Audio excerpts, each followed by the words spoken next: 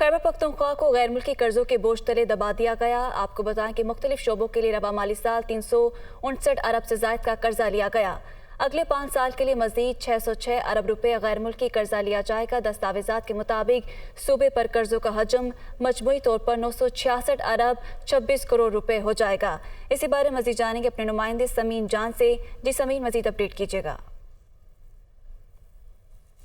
खैबर पख्तूनख्वा ने रवा माली साल 2022 के लिए जो कर्ज़ों का हुजम हुआ है वो 359 अरब रुपए तक पहुंच गया है। इस तरह पिछले साल जो था हुजम था वो 294 अरब रुपए था।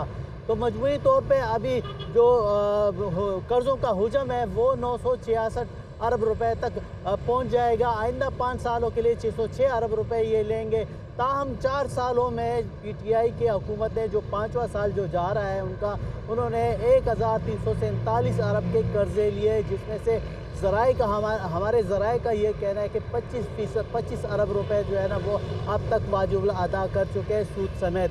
ताहम जब ज़्यादातर कर्जे जो है ना वो एशियाई तरक्याती बैंक की जानिब से जो है ना वो लिए गए और BRT से सबसे ज़्यादा कर्जा जो है ना BRT के लिए 74 अरब रुपए लिया गया।